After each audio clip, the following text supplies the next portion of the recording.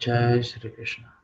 सभी का स्वागत है आज के हमारे डे 165 में फाइम क्लब के। और आज हम बात पर आगे बढ़ेंगे। आज हम दास बोध में स्टडी करने वाले हैं और यहाँ पे संत स्तवन के बाद श्रोते जन स्तवन ये टॉपिक है, यानी सुनने वाले की स्तुति, श्रोताओं की स्तुति। तो इस टॉपिक को मैं दो तरीके से लूंगा। पहले तो हम बात करेंगे जो लिखा है जैसे बताया गया है वैसे, और इसी टॉपिक को हम थोड़ा सा हमारे संदर्भ में सुनने का प्रयास करेंगे। और वह संदर्भ होगा importance of the other man in your life. तो जब भी हम जीवन जीते हैं, समाज में लोगों के प्रति हमारे व्यवहार होते हैं, तो हमें इस बात के प्रति सजग होना चाहिए, इस बात को समझना चाहिए कि दूसरे व्यक्ति का महत्व भी हमारे जीवन में बहुत होता है। क्योंकि ऐसा कहा जाता है सामने वाला है तो हम हैं। तो यहाँ पे बहुत ज्यादा बढ़िया तरीके से डिटेल में गाइडेंस दिया गया है कि एक श्रोता का क्या महत्व होता है। एक श्रोता का क्या महत्व होता है वो यहाँ पे बताया गया है, उनकी स्तुति की गई है। तो इसे हम दोनों तरीके से सुनते हैं और समझने का प्रयास करते हैं। अब श्रोता कौन होता है, श्रोता कौन होता है, इस पे बात अगर की जाए तो पता चला कि काफी कुछ हम उस पे बात कर सकेंगे। और खुद को कर्ता न मानते हुए धीरे धीरे हम प्रयास करेंगे आगे बढ़ने का। कह लेते हैं जय श्री कृष्ण। तो जैसे कि हम कल से ट्राई कर रहे हैं, हम ज्यादा श्लोकों को बिना पढ़े आगे बढ़ने का प्रयास कर रहे हैं, है ना। तो श्रोते जन स्तवन, ये दासबोध का दशक 1 समास 6 है, जिसको हम समझने का प्रयास कर रहे हैं। तो सबसे पहले स्वामी जी कहते हैं कि मेरे सामने कौन बैठा है, उनका थोड़ा सा वर्णन किया है। ओके, तो ये श्लोक तो मैं पढ़ लेता हूँ। आता बंधु श्रोते जन, भक्त ज्ञानी संत सज्जन, विरक्त योगी गुण संपन्न, सत्यवादी। तो यहाँ स्वामी जी कहते हैं मेरे सामने कौन बैठे हैं। तो मेरे सामने बैठे हैं भक्त लोग, मेरे सामने बैठे हैं ज्ञानी लोग, मेरे सामने बैठे हैं संत और सज्जन। कुछ विरक्त लोग हैं, कुछ योगी लोग हैं, कुछ गुण संपन्न है, और कुछ सत्यवादी श्रोते हैं। तो ये क्वालिटीज है जो मेरे सामने बैठे हुए लोग हैं, जो इस वक्त दासबोध सुन रहे हैं। तो यह उस वक्त भी सच था जब स्वामी जी ने पहली बार दासबोध अपने शिष्यों को सुनाया, और यह इस वक्त भी सच है जब मैं आपके सामने दासबोध प्रस्तुत करने का प्रयास कर रहा हूँ। तो ये सभी जो गुण हैं, आप में से कुछ भक्त है, कुछ ज्ञानी है, कुछ सत्यवादी है, कुछ संत है, कुछ विरक्त है, कुछ योगी है, कुछ गुण संपन्न है, और कुछ इनमें से सब कुछ है। जय श्री कृष्ण। अब जब भी हम किसी से बात करते हैं दोस्तों, तो यह भाव बेहद जरूरी हो जाता है। साथ में ही आगे वाले कुछ बात कहते हैं कि स्वामी जी कहते हैं जो मुझे सुन रहे हैं वो सभी अच्छे गुणों का सागर है, सत्व गुणा सा समुद्र, अच्छे गुणों का सागर है, बहुत बुद्धिमान है, और अनेकानेक शब्द रत्नों की खान अपने साथ लेके चलते हैं। तो सुनने वाले की पात्रता देखिए और अप्रिसिएशन देखिए, समझने का प्रयास कीजिए। आगे देखते हैं। स्वामी जी कहते हैं कि इनमें से कुछ लोग हैं जो बहुत ही ध्यानपूर्वक बारीकी से समझते हैं, हर एक शब्द का, हर एक वाक्य का आनंद लेते हैं और उस पर विचार मंथन करते हैं। स्वामी जी आगे कहते हैं कुछ लोग निश्चय ही जब चाहे जिस चाहे विषय पे जितनी चाहे बात कर सकते हैं, इतनी पात्रता वाले श्रोता जन यहाँ पे उपलब्ध है। जय श्री कृष्णा। तो आप में से कई सारे लोगों को मेरी विनती याद आई होगी जो कुछ दिन पहले मैंने की थी, और शायद बार बार की थी इस मंच पे, कि दोस्तों हम में से हर किसी के पास जीवन का अनुभव है, जीवन का ज्ञान है, और इसीलिए मैं बार बार आपको विनती करता रहता हूँ, आओ ठाकुर आओ, इस मंच पे छा जाओ और इन बच्चों को ज्ञान दो। जय श्री कृष्ण। तो जो बड़े हैं वो तो स्वयं ज्ञानी है, जीवन का अनुभव है, आइए, मैं तो निमित्त मात्र हूँ दोस्तों। ऐसा क्या है जो मैं आपको बता रहा हूँ और आपको पहले से नहीं पता था? मैं फिर से कहता हूँ, ऐसा क्या है जो मैं आपको बता रहा हूँ और जो आपको पहले से पता नहीं था? हाँ, ये प्रभाव जरूर पड़ता है। जब आप सुनते हो मेरी वाणी से, तो आपको रियलाइजेशन हो सकता है, हाँ इस पे सोचना चाहिए। ज्ञान हर इंसान को हर चीज का है, सोचने से वो प्रगल्भ हो जाता है और आगे बढ़ने में मदद होती है। तो इस बात को स्वामी जी बहुत अच्छी तरीके से एक्नॉलेज करते हैं। आगे कहते हैं स्वामी जी कि किम हे ऋषेश्वराची मंडळी, शांत स्वरूप सत्वगळी, जयाचेनी सभा मंडळी परम शोभा। तो स्वामी जी कहते हैं ये ऋषि तुल्य है, ईश्वर तुल्य है। कौन? श्रोतागण। श्रोतागण ईश्वर तुल्य है, ऋषि तुल्य है, और इनके होने से ही, कृपया नोट करें, इनके होने से ही सभा को शोभा आती है। जय श्री कृष्णा।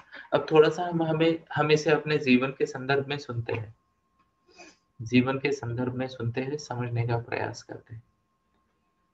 ये जो दृष्टिकोण है जो स्वामी जी ने अपने भक्तों के प्रति, अपने श्रोताओं के प्रति रखा है, यह दृष्टिकोण बेहद जरूरी है। हमें भी यह दृष्टिकोण रखना चाहिए। हमारे जीवन में बहुत सारे लोग आते रहते हैं, बहुत सारे लोग आते रहते हैं, तो हमें सुनना पड़ता है बहुत लोगों को, और हमें बहुत लोगों को सुनाना भी पड़ता है या ना? जय श्री कृष्ण। अब जो व्यक्ति जो सुन रहा है, जो आपको समझने का प्रयास कर रहा है, आपको सुनने के लिए समय दे रहा है, ऐसे व्यक्ति को डेफिनेटली हमें आदर सम्मान देना चाहिए, उसे भी ज्ञानी मानना चाहिए। इसके फायदे क्या है? म्यूचुअल रिस्पेक्ट, परस्पर सम्मान बना रहता है, सामने वाले व्यक्ति को भी उसका पता चलता है। क्योंकि एक गुरु को शोभा आती है जब उसके क्लास में बच्चे हो, है ना? कल्पना करो कोई महाज्ञानी गुरु है, पढ़ाने आ गए क्लास में, और क्लास में कोई है नहीं, क्या दीवारों को पढ़ाएंगे?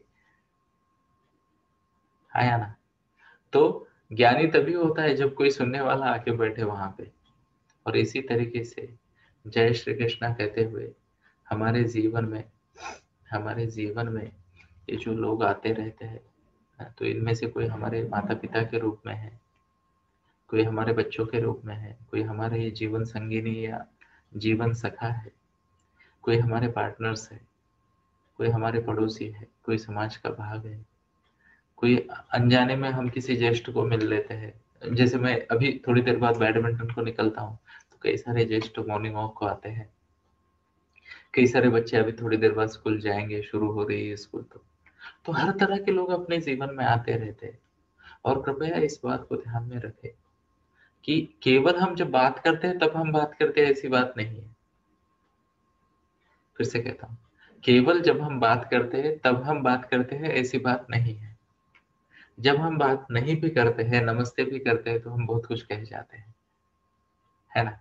जब हम हाय कहते हैं, सुबह सुबह गुड मॉर्निंग कहते हैं, तब भी हम बहुत कुछ कह जाते हैं, है ना? जय श्री कृष्ण।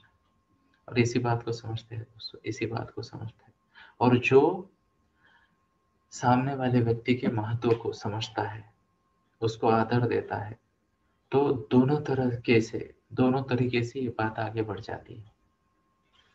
क्योंकि कल्पना कीजिए, यहाँ पे स्वामी जी जब मानते हैं सामने वाले ज्ञानी है, भक्त है, ईश्वर तुल्य है, ऋषि तुल्य है, सम्माननीय है, तब उनकी भी जिम्मेदारी बढ़ती है, उनकी भी जिम्मेदारी बढ़ती है स्टडी करने की, सही तरीके से मुद्दों को सामने रखने की, है ना? और ये बेहद जरूरी है दोस्तों, जीवन में ये बेहद बेहद बेहद जरूरी है। जय श्री कृष्ण। आगे बढ़ते हैं, और स्वामी जी क्या कहते हैं इसके बारे में। स्वामी जी ने क्या कहा कि आपकी वजह से ही ये सभा शोभिवंत हो गई है ना? यानी सभा को जो भी शोभा आई है वो आप ही की वजह से आई है। तो ये महत्व है। आगे देखते हैं, और थोड़ी सी स्तुति हो जाती है श्रोताओं की। स्वामी जी कहते हैं, कुछ श्रोता अग्नि के प्रमाण, अग्नि के जैसे पवित्र है, अग्नि के जैसे पवित्र है। कुछ श्रोता भगवान व्यवस्वान सूर्यदेव जैसे तेजस्वी है, और उनकी स्फूर्ति की किरण, उनकी स्फूर्ति की किरण चहुँ दिशाओं में फैली है। अब सोचिए, ऐसे लोग सुन रहे, बोलने वाले की तो बोलती बंद हो जाए। आया, जय श्री कृष्ण। तो हमेशा इसी बात को ध्यान में रखते हुए श्रोता, श्रोता के जिसे कहते हैं ना ग्रेटनेस को ध्यान में रखते हुए वक्ता को चाहिए। अब यहाँ पे हमारे मंच में कुछ लोग हैं जिसे मोटिवेशनल स्पीकर बनना है, कम्युनिकेटर बनना है, और बहुत सारी चीजें बननी करनी है ना, है ना। तो कृपया ये नम्रता सबसे पहले आती है, विनयशीलता सबसे पहले आती है। जब ये गुण है तो बाकी वाली चीजें अपने आप हो जाती है। और यहाँ बताया भी गया है किस किस प्रकार के श्रोता है। आगे देखते, जे अखंड सावधान, जया सत्री काळाचे ज्ञान, सर्व काळ निराभिमान, आत्मज्ञानी। तो यहाँ क्या कहा है कि कुछ श्रोता ऐसे होते हैं जो अखंड सावधान होते हैं। हमने एक शब्द गलत कह दिया और वो ऐसे कर रहे, होता है ना कभी कभी। तो आप में से कितने लोग ऐसे हैं जो मेरे गलत शब्द को पकड़ लेते हैं। एक बार मैंने आपको बताया था शायद कि मैंने अभिमन्यु को अश्वत्थामा बोल दिया गलती से। अभिमन्यु को अश्वत्थामा बोल दिया और अभिमन्यु के बारे में बहुत अच्छी अच्छी बातें कहने लगा। सामने वाले सब परेशान, अश्वत्थामा की इतनी तारीफ क्यों हो रही है। एक गलत प्रोनाउंसिएशन और वो पूरा प्रवचन, सामने वाले कंफ्यूज हो गए। फिर आधे लोगों ने सोच लिया कि अरे ये अश्वत्थामा नहीं, ये अर्जुन के पोते की बात, अर्जुन के पुत्र की बात हो रही है। कुछ लोग और किसी तरीके से वगैरह वगैरह, और वो बातें आगे बढ़ती है ना। तो ऐसा होता है। कुछ अखंड सावधान यानी कंटिन्यूअसली ऐसे अलर्ट रहते हैं, सब कुछ बारीकी से सुनते हैं। ऐसे मैग्नीफाइंग ग्लास है मेरे हाथ में, ऐसे ध्यान से देखते हैं सब। आगे देखते हैं, कुछ लोगों को तीनों कालों का ज्ञान है, यानी वो सब पहले भी देख चुके हैं, सब पहले भी देख चुके हैं। तो एक बार मैं एक सीनियर सिटीजन के साथ एक पॉलिटिकल सभा में गया था। ओके, और ये काफी पुरानी बात है, आज से शायद 10-15 साल पहले किसी राजकीय सभा में किसी नेता को सुनने गया था। मैं अभी नाम वाम नहीं बताऊंगा। तो मैं खुश हो रहा था, ये बड़े बड़े जोश में बातें हो रही थी, और मैं बोला यस ऐसे है वैसे है, और मेरे बाजू में एक सीनियर सिटीजन बैठे, है ना। और उन्होंने कहा ऐसी घोषणा है मैं ऑलमोस्ट 40 साल से सुन रहा हूँ। तो कुछ त्रिकालदर्शी, उन्होंने सब कुछ देख रखा है पहले ही, वो सब जानते हैं, फिर भी आए हैं बैठे देखने के लिए क्या चल रहा है ना। आगे देखते हैं। ओके, कुछ लोग ऐसे भी है कि सब कुछ जानते हुए भी उनको कोई अभिमान नहीं है, बहुत नम्रता से वो बात करते हैं, आदर पूर्वक बात करते हैं। तो ये वक्ता का दायित्व होता है कि उन्हें रिस्पेक्ट दे, वक्ता का दायित्व होता है। कोई अभिमान न रखने वाले लोग अगर आते हैं तो इसका मतलब ये नहीं कि उन्हें कुछ नहीं आता, है ना। और ये वक्ता का ग्रेटनेस है, वक्ता की मैच्योरिटी है कि वो उन्हें वो सम्मान दे। आगे देखते हैं, कुछ ऐसे भी है जिन्होंने नहीं देखा ऐसा कुछ भी नहीं है, वो सर्वज्ञ है, यानी सब कुछ जानने वाले हैं, फिर भी आपके सामने आके बैठे हैं, है ना। और स्वामी जी कहते हैं कि ऐसे लोग जब सामने आते हैं, आप जैसे ज्येष्ठ लोग सामने बैठे हैं, ज्ञानी बैठे हैं, तो क्या कहूं मुझे समझ में नहीं आ रहा है। और ये जो ड्रामा है सयाना होने का, नॉलेजेबल होने का, गुरु होने का, वो मुझसे होगा या नहीं होगा मुझे नहीं पता। क्या बात है, क्या बात है ना। और क्या क्या बात करनी चाहिए ये भी मुझे समझ में नहीं आ रहा है। ओके, और फिर यहाँ पे स्वामी जी विनती करते हैं, स्वामी जी विनती करते हैं कि मैं ये जो प्राकृत भाषा में कुछ ज्ञान देने का प्रयास कर रहा हूँ, है ना, ये जो प्राकृत भाषा में ज्ञान देने का मैं प्रयास कर रहा हूँ, इसे आप मराठी में कहते गोड मानून घ्या, ये जो भी है इसे मीठा मान के ग्रहण कर लो। स्वीकार कर लो, ये विनती करते हैं वो श्रोताओं को। जय श्री कृष्ण। वाह, आगे बढ़ते हैं। अब स्वामी जी कहते, अब ये सब इतना अगर मुझे पता है तो मैं बोल क्यों रहा हूं? अगर ये इतना सब कुछ मुझे पता है कि सामने वाले सब ज्ञानी है, सब जानते हैं, फिर मैं कौन क्यों बोल रहा हूँ? तो स्वामी जी यहाँ एक रेफरेंस देते हैं कि हर किसी ने अपनी अपनी क्षमता के अनुसार भगवंत की पूजा करनी चाहिए। जय श्री कृष्ण। हर किसी ने अपनी अपनी क्षमता के अनुसार भगवंत की पूजा करनी चाहिए। तो मेरे सामने ज्ञानी लोग बैठे हैं, तो मैं मेरी क्षमता के अनुसार भगवंत की पूजा यानी आपकी पूजा करूंगा, और जो मुझे आता है आपके सामने शेयर करूंगा। क्या बात है! How many of you believe? बहुत सिंपल है पर बहुत अमेजिंग है ना? और दोस्तों, स्पेशली यहाँ पे जो बच्चे हैं, यंगस्टर्स है, उनको मैं बताता हूँ, धर्म ग्रंथों को पूजा की सामग्री नहीं मानते। ये जीवन जीने की कला है दोस्तों, ये जीवन जीने की कला है जो ये सिखाते हैं। इतना अगर सम्मान कोई सामने वाले व्यक्ति को देने लगे तो दुनिया में कोई किसी को कभी हर्ट नहीं करेगा दोस्तों, नहीं करेगा। और अगर कोई किसी से हर्ट नहीं होता है तो बाकी नेगेटिव एनर्जी अपने आप चूप हो जाती है। जैसे सूरज भगवान प्रकट हो जाते हैं और अंधेरा अपने आप गायब होता है। ऐसा ढूंढना नहीं पड़ता, अच्छा इधर ये पेड़ के पीछे थोड़ा अंधेरा है, इसको गायब करो, ये रूम में अंधेरा है, गायब करो, ऐसा कुछ नहीं करना पड़ता। जो जो प्रकट है वो सब प्रकाशमान हो जाता है ना? उसी तरह दोस्तों ये नम्रता है जो हमें सीखनी चाहिए। आगे बढ़ते हैं। ओके, अब स्वामी जी थोड़ा खुद को कहते हैं। ओके, स्वामी जी यहाँ पे खुद को ना वाक दुर्बल कहते हैं, यानी वाचा से मैं दुर्बल हूं, मैं ठीक से बात नहीं कर पाता, ऐसे स्वामी जी कह रहे हैं। अब सोचिए, यहाँ 2 लेक्चर देने के बाद मेरे को तो अभिमान आ गया था, मैं बहुत बड़ा स्पीकर बन गया वो सोच के। और स्वामी जी कहते हैं कि मैं तो वाक दुर्बल हूँ, वाचा से दुर्बल हूँ, है ना?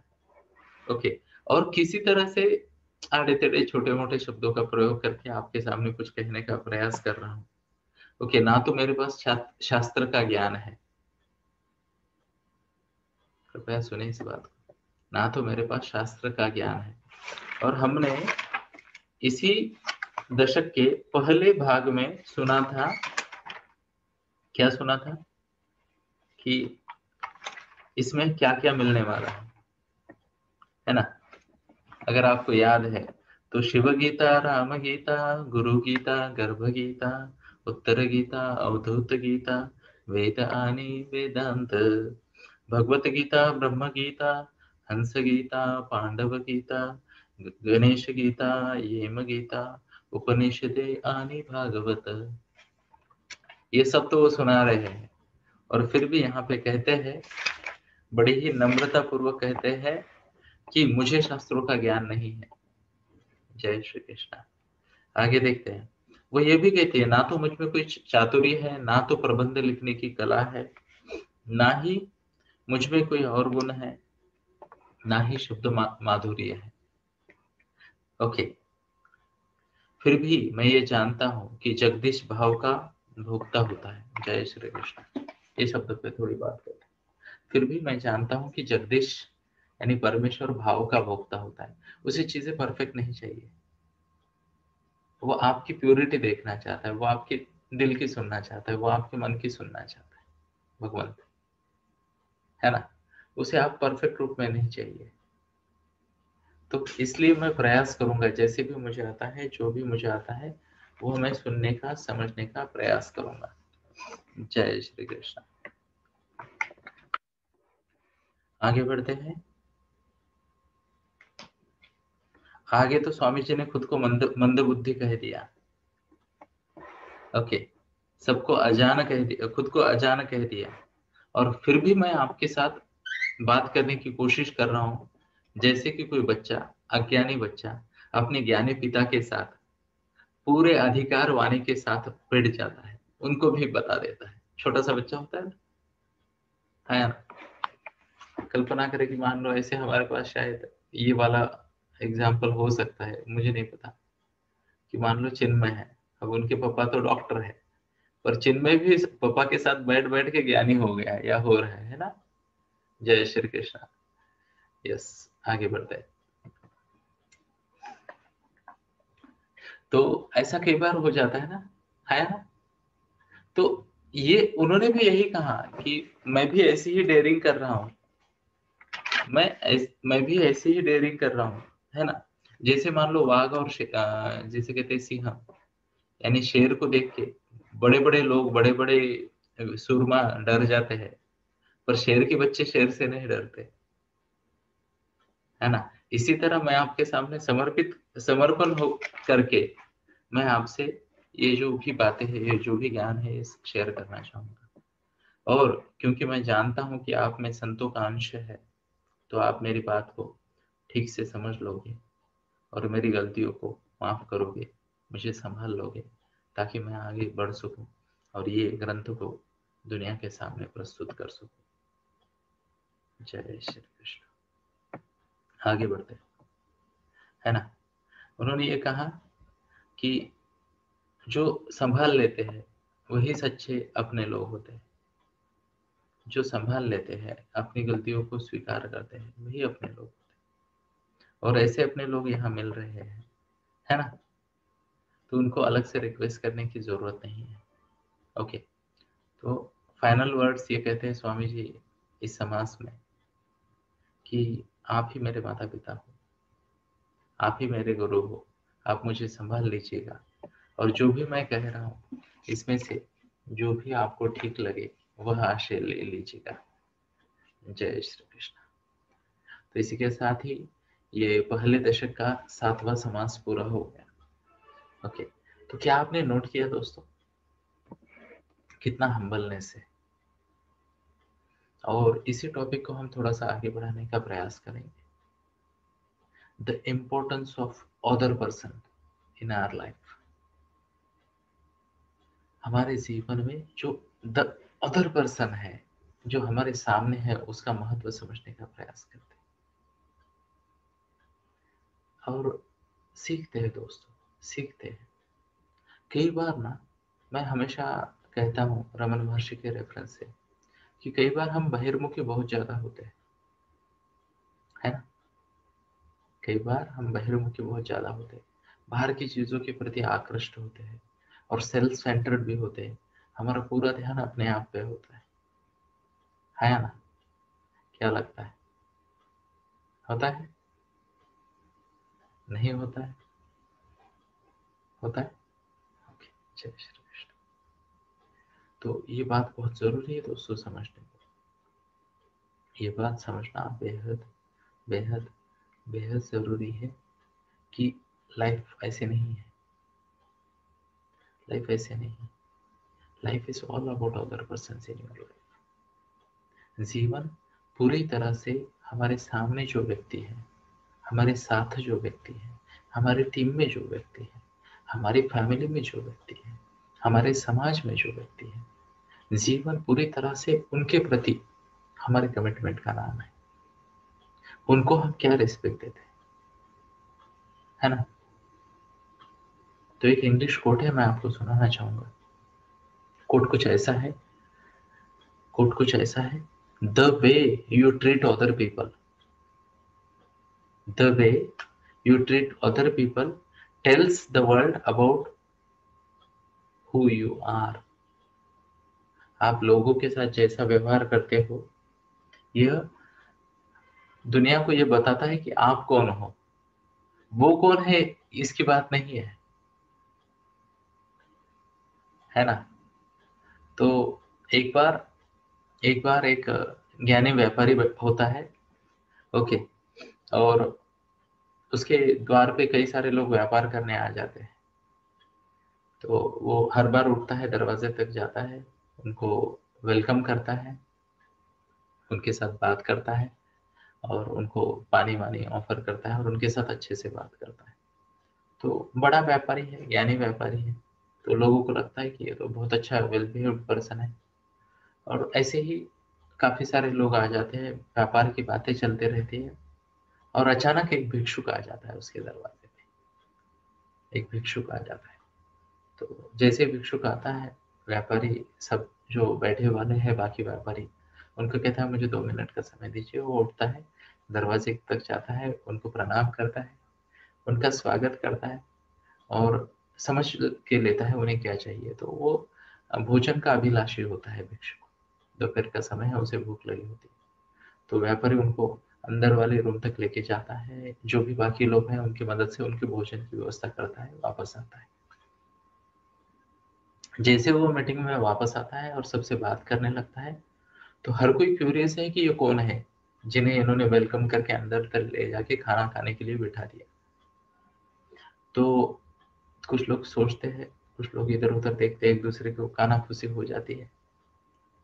और फिर एक व्यक्ति डेयरिंग करके पूछ ही लेता है कि वो इन व्यापारी जी को पूछता है कि हे, जो भी है सेठ जी वगैरह शब्द यूज करके, कि सेठ जी हम जानना चाहते हैं, हम यहाँ पे जितने भी लोग बैठे हैं जिनको आपने दरवाजे तक आके वेलकम किया, हम जानते हैं इनमें से कोई हीरे रत्न पारिक का व्यापारी है, कोई सोने का व्यापारी है, कोई कपड़ों का व्यापारी है, बड़े बड़े व्यापारी यहाँ बैठे हैं।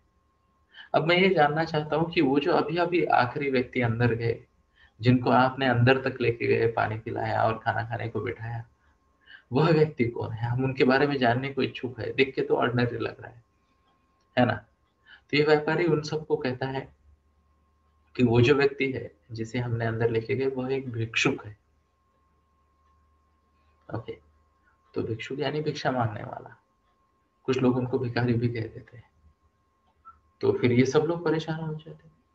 तो उसके लिए आप क्यों उठे? बोले यहाँ से इतनी इंपॉर्टेंट मीटिंग से आप उठे, दरवाजे तक गए, उसकी व्यवस्था की। तो व्यापारी उनको कहता है, क्या मैंने नहीं जाना चाहिए था? तो सब लोग कहते हैं नहीं, पर वो तो एक साधारण व्यक्ति है वगैरह वगैरह। तो व्यापारी ये कहता है कि मेरे द्वारे पे जो आता है वो कौन है, इससे मुझे क्या फर्क पड़ता है? मैं जानता हूँ मैं कौन हूँ, और मेरा आचरण मैं कौन हूँ का प्रदर्शन करता है, वो कौन है उसका नहीं। तो सभी लोग यानी जिसे कहते हैं उनके पास बोलने के लिए शब्द ही नहीं बचते। और उनमें से फिर एक युवा कहता है कि आज मैंने मेरे जीवन की एक बड़ी सीख प्राप्त कर ली। जीवन की एक बड़ी सीख प्राप्त कर ली कि मैं तो कुछ भी नहीं। मेरा बर्ताव ये दुनिया को बताता है कि मैं कौन हूँ। मुझे डंके पीटने की, मुझे घोषणा करने की कोई जरूरत नहीं है। जय श्री कृष्ण। व्यवहार ही बता देता है। थोड़ा आगे बढ़ते हैं दोस्तों और समझने का प्रयास करते हैं। यहाँ पे जो भी बातें बताई गई है, ये बातें केवल एक ही चीज की तरफ, एक ही मुद्दे की तरफ हमारा ध्यान आकर्षित करने के लिए बताई गई है कि हमारे जीवन में हर व्यक्ति उसके प्रति स्वीकार भाव होना चाहिए, उसके प्रति आदर का भाव और आदर का बर्ताव होना चाहिए। अब भाव और बर्ताव के लिए क्या जरूरी है? तो मन, विचार, वाचा और कृति यानी आचरण। तो मन से सभी का आदर करे, विचारों में भी सभी के प्रति आदर भाव रखे, वाचा यानी शब्दों में भी सभी के प्रति आदर भाव रखे, और कृति अपने कार्य से भी सबके प्रति आदर भाव प्रकट करे, है ना? ऐसे करने से सबसे बड़ा लाभ किसका होगा?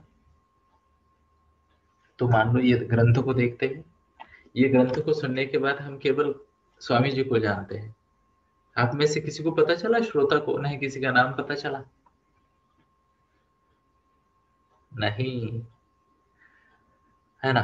तो यही होता है कि जब भी हम ग्रंथ की बात करते हैं या जब भी ऐसे बर्ताव की बात करते हैं, तो हम सबसे बड़े बेनिफिशियरी होते हैं उसमें।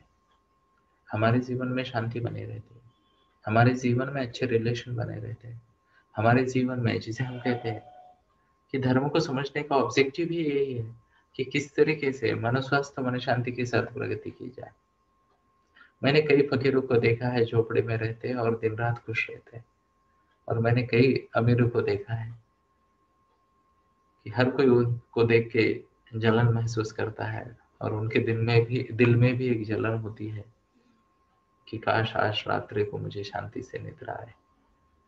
ओके, इसका मतलब ये नहीं कि मैं आपको सजेस्ट कर रहा हूँ फ्लैट छोड़ दो और झोपड़े में जाओ। ऐसा कोई सजेशन नहीं है आपके लिए, है ना? पर ये स्वीकार भाव जो है ना, ये स्वीकार भाव सबसे बड़ी देन है, जिसे कहते हैं मन स्वस्थ है, मन शांति है, अंदर की बात है, तो ये अंदर से आनी चाहिए ना, है ना।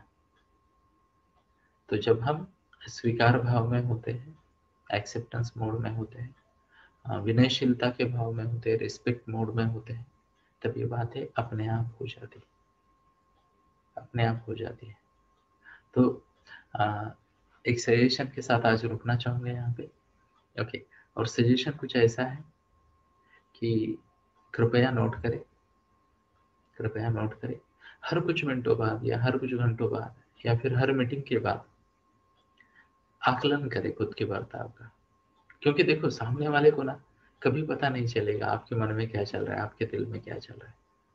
अब मैं आपके साथ बात कर रहा हूं, है ना, तो आप मेरी बात को सुन सकते हो, आप मेरे हाव भाव को, मेरे चेहरे को देख सकते हो, एक्सप्रेशन को देख सकते हो, है ना। पर आप ही कभी नहीं जान पाओगे कि बैकएंड में क्या चल रहा है, खिचड़ी से। मुझे भी नहीं पता आपके मन में क्या चल रहा है, थोड़ा गेस कर सकते हैं, थोड़ा गेस कर सकते हैं चेहरा देख के, पर फिर भी बहुत सारी चीजें चलती है। तो हमें किसी को जज नहीं करना, हमें किसी को जज नहीं करना। हमें क्या करना है, हमें, प्लीज नोट करें, हमें खुद को जज करना है। अगर मान लो मैं आपसे मेरी मुलाकात हो रही है ना, आपसे मेरी मुलाकात हो रही है, हम बात कर रहे हैं एक दूसरे के साथ, बराबर है। तो मुझे ये देखना है कि आपसे जब मैं बात कर रहा हूं तो मेरी मन, विचार, वाणी और गति से क्या मैं आपको आदर दे रहा हूं, क्या मैं आपको सम्मान दे रहा हूं, क्या मैं प्योरिटी के साथ, पवित्रता के साथ आपका स्वीकार कर रहा हूं। जरूरी, जरूरी है। और जब ये बातों के प्रति व्यक्ति सजग हो जाता है तो ऐसा व्यक्ति हमेशा हर हर दिशा से पॉजिटिव वाइब्रेशंस और पॉजिटिव एनर्जी अट्रैक्ट करता है। जीवन में सकारात्मकता आती है, जीवन में, विचारों में, व्यवहार में, और आपके जीवन में जो भी व्यक्ति है वो भी सकारात्मक होता है या ना। तो यहाँ पे दोनों तरीके से हमें आगे बढ़ना पड़ेगा। पहली बात, हमें खुद को एक अच्छा श्रोता बनना पड़ेगा। चाहे जितना भी ज्ञानी हो, अगर कोई कुछ कह रहा है तो नम्र बने और उनको सुन ले। और आप स्वयं चाहे जितने भी ज्ञानी हो, हमेशा ये याद रखें। इनफैक्ट मैं आपको एक बात बताना चाहूंगा, टी हार्वेकर हमारे कोच है, उनसे हमने पब्लिक स्पीकिंग सीखा है, ओके, और वेबिनार का स्टाइल सीखा है। तो वो हमेशा कहते हैं, श्रोतागण का सबका मिला के जो एक्सपीरियंस आता है और जो ज्ञान है, उसको वक्ता कभी भी आगे नहीं जा सकता उससे। जय श्री कृष्ण। यानी अगर मैं अभी अभी इस वक्त स्क्रीन पे बात करूं, अब गलती प्लस माइनस छोड़ दो, पर एक अंदाजा लगा लेते हैं। मान लो मेरे सामने कौन है, तो दिनेश भाई है, मेरी स्क्रीन पे कुछ चेहरे हैं मान लो, तो मुझे तो अभी फिलहाल 5 ही चेहरे दिख रहे। मान लो दिनेश भाई है, तो 70 साल की उनकी उम्र है, माधुरी मैम है और डॉक्टर राजेश जी है, दोनों का मिला के 70 कर देते हैं, है ना। तो 70 70 140 हो गया, और 2 टीनेज बच्चे हैं मेरे पास, तो मान लो दोनों को मैं 25 कर देते हैं, दोनों को टोटल, है ना। तो मान लो 10 और 14 15 जो भी होगा, ओके। तो 70 70 140 और 140 और 25, ओके। तो जो लोग मेरी स्क्रीन पे दिख रहे हैं, ओके, इनका एक्सपीरियंस 165 साल का हो गया जीवन का, टोटल मिला के, है ना। अब मेरा कितना है, इधर से गिनो तो 42, उधर से गिनो तो 24। Just joking. तो आधा क्या, ना के बराबर एक्सपीरियंस है। और अगर मैं ये सब ऑडियंस का एक्सपीरियंस लो तो thousands of years of life experience हो जाएगा। अब जीवन ने ऐसा कोई ठेका तो लेके नहीं रखा कि आरसी सर को भाषण देना है तो केवल आरसी सर को ही अनुभव देंगे, ऐसा कुछ करता है जीवन, नहीं। एक बार मैं पेरेंटिंग का सेशन ले रहा था, कुछ 250 लोग थे पेरेंटिंग सेशन में, ओके। तो मैंने उनको कहा कि एवरेज आपके बच्चे की उम्र क्या है, तो किसी के टीनेज बहुत सारे लोगों के थे, किसी के छोटे बच्चे थे, तो एवरेज 9 आ गया उसका, है ना। तो मैंने कहा अगर 9 साल का आपका एक्सपीरियंस है तो आप सबका क्यूमुलेटिव एक्सपीरियंस पेरेंटिंग का 2000 सालों से ज्यादा हो जाता है।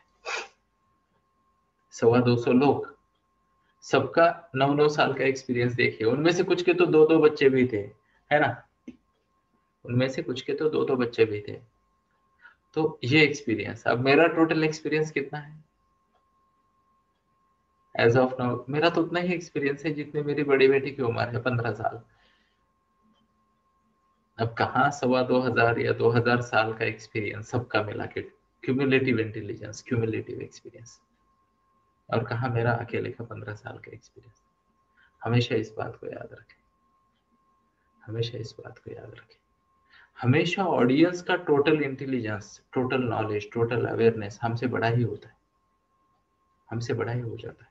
तो कभी कभी मैं देखता हूँ कि मान लो कभी दिनेश भाई सजेशन दे देते हैं, कभी डॉक्टर फैमिली सजेशन दे देती है ना?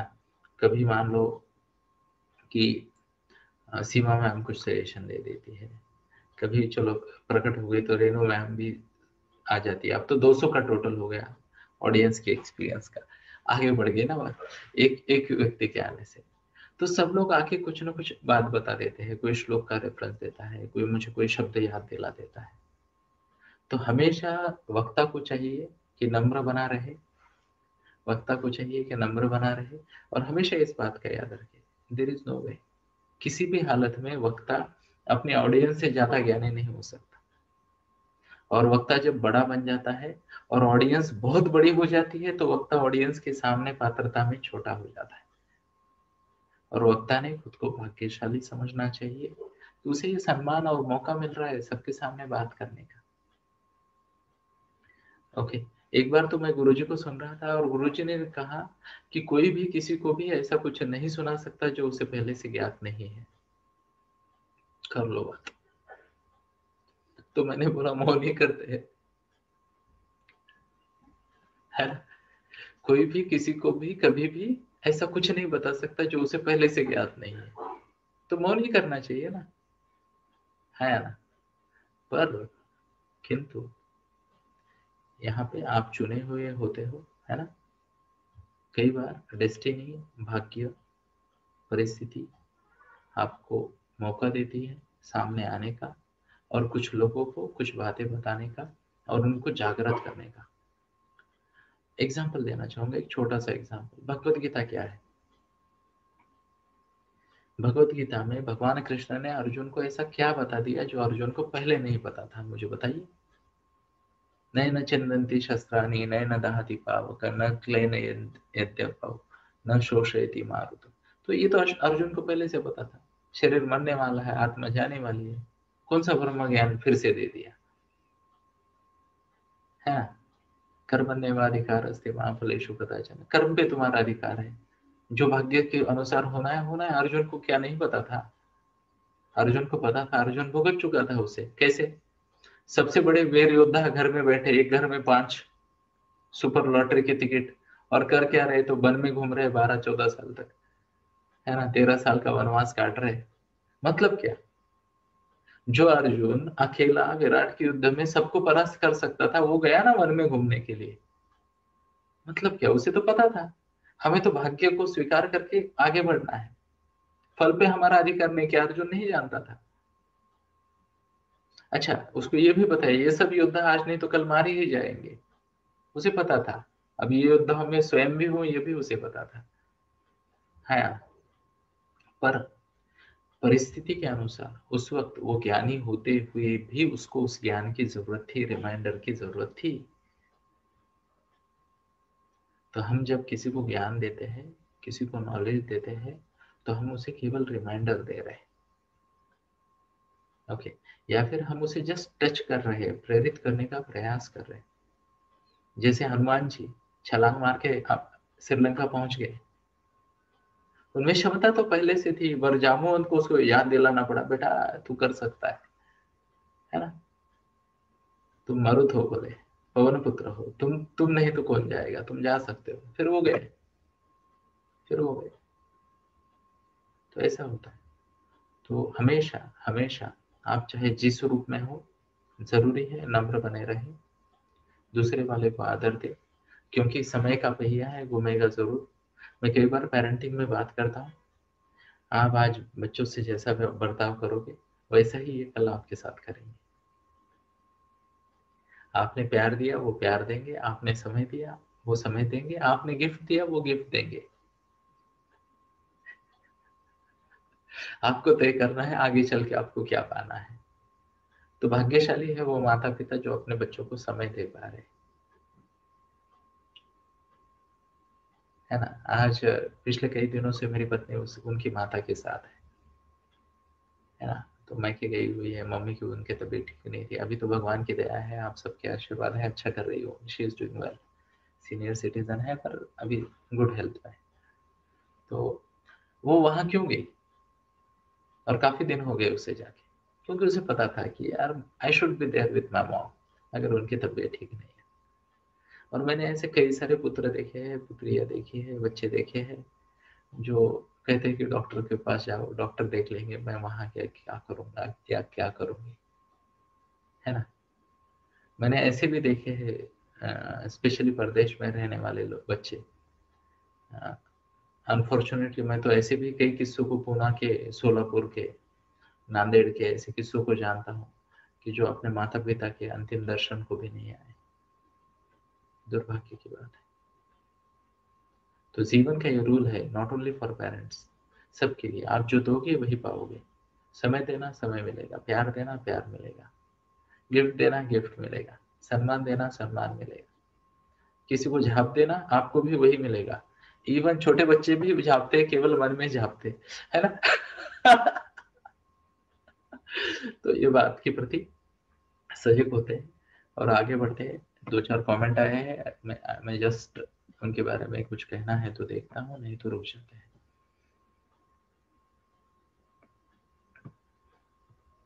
तो यहाँ रोमा जी ने हमारी तारीफ की है, तो बहुत बढ़िया श्रोता हो आप, कि मैं काफी चीजों को आसानी से और वंडरफुली एक्सप्लेन करता हूँ। तो ये तो आपका ग्रेटनेस है ना। श्रोता है इसलिए तो हम हैं। अथर्व जी ने तो एक एनएलपी का स्टेटमेंट ही लगा दिया, you can not not communicate, वाह। और ब्लेसिंग है। तो देखो ये क्या है, एनर्जी का फ्लो है। और मैं आप सबको विनती करता हूँ, अगर ये फ्लो आपको ऊर्जा दे रहा है तो इसे आगे बढ़ाएं। मैं गुरुजी से सुनता हूँ, ओके। और जब मैं सुनता हूँ तो मैं प्रयत्न करता हूँ, प्रयास करता हूँ उसे आगे लेके जाने का। आप भी प्रयास कीजिए आगे लेके जाने का, और आते रहिए, मिलते रहिए और कहते रहिए जय श्री कृष्ण। मिलते हैं, फेसबुक वाले से विदा लेंगे अब हम। थैंक यू, धन्यवाद।